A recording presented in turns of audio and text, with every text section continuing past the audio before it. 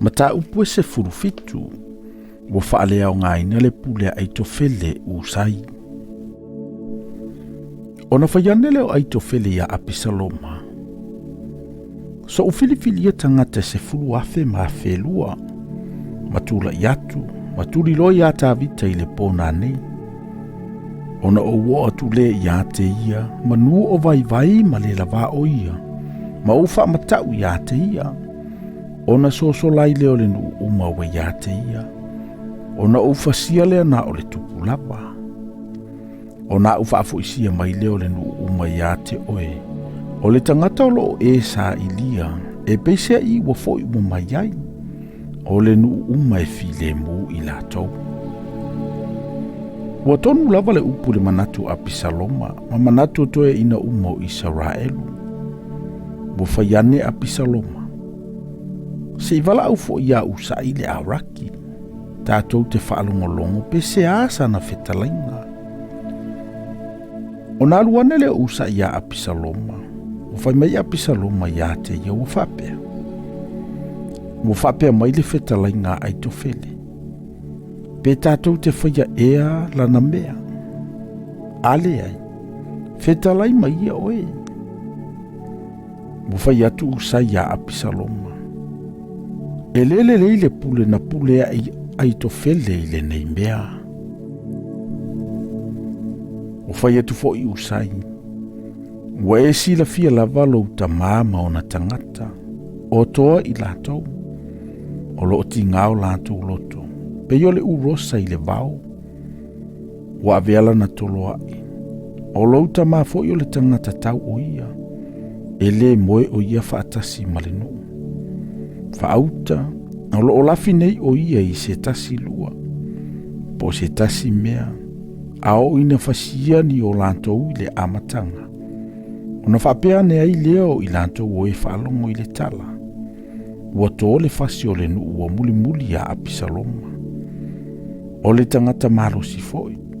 O lona loto ua pei o le loto o le leona. E liu suawai o ia.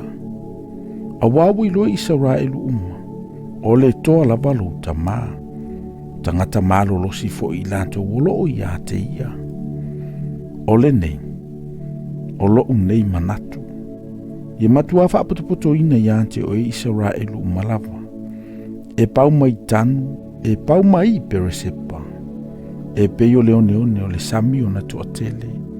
Ma ia ea fio antu lava oe i le taua. O na tātou o antu le ia te ia se tasi mea maua mai ai o ia. Tātou te o antu ia te ia. E peio na tuto ifo le sau i le ele. O na le whaasau ina i leo se tuatasi. O ia matangata umolo o ia te ia. Ai a whaiwa o antu, ia i se a ai. O na watua le Israelu uma i le a ai o maia. Tātou te tō sina i le alia, se ia o ina le mawai lava sina maa. O na whaiane leo Apisaloma matangata umo Israelu. E sili o na le leo le pule usa i le auraki le pule ai tofele. A wawo fina ngalo i o vai whaalea o ngā ina le pule le leia ai tofele. Ina ia whao i o vale mala ia Apisaloma. O na whai atu leo usa ia sa tokama aviata. O Faitauina. O whapeo na pule o ai tofele ia Apisaloma. Ma toia ina o Israelu. Ma ua whapea la upule. O le nei, ia au whatali se atu nisi, ma tau atua ia tāwita, ia whapea. Au wale au ina o i le launga tasi le vao. A ia vave, ona e aluantu, ni wha umatia le tupu, ma le nu umolo ia te ia. Sano no foi o nā tana, ma ai maasu, i ene rokelu. Walu atu waile au na whawhine, ta watu ia te ila ua. Ona lao antu le ta watu wai le tupo o ta vita. A wai le mawhai ona la wha ilo antu o ila ua ile a ai. A wai loa ila ua ile tasi tau le lea. Ona ia ta watu le ia Apisaloma. A wala vave antu. Ma lao ile fale o le tangata pauli. Sa ia te ia le vai eli lo na lotoa. Walao i fuhai. Ona avatu le fafine, mana fofola le mea ufiufia ile nguto le vai eli. Ona folofola le iona lunga o saito, woloina, wale iloe se tasi le tonga fiti. Ona o atu le au na apisaloma ile fafine ile fale, o lato faimai. O i fea i maasu ma ionatana. O faima le fafine ya te ilato. Mo sopo i antu ila ua ile vai tafe, o lato saa ilia a wale maua, na lato fo ile Yerusalema. Uo ina uo i lato, ono wa leo ila ua ile vai eli. Wala o matawane ile tupo tavita, wala fa pema i fo i antavita. Tula ia, mautou wa veantu ile tu vai, awana fa peona pule o aitofele ya te outou. Ona tula ile o tavita, malenu umasa ya te ia. Wala te usopo i antu yo ritana, o ina malama ele taiao. Wale toia i lava se tasi, wale sopo i atu yo ritana. Wailoa aitofele wale fayala na pule. Ona ia fa anofo ina leola na asini wa tulai. Maalu watu ilo na fale ilo na lavanu. Na tofi ia na meilo na ainga. Ona noa ile o iate ia. Uoti ai.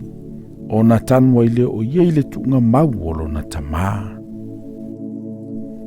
Wo antu tavita imana ima. Sopo ia tu fo ia pisaloma i oritana. O ia ato matangata Israelu umafatasi maia. Ona tofia leo amase a pisaloma ia pule i au su iai i apo. O amase foi. O le atali o le tasi tangata ingoa ia i etero. O le sa Israelu.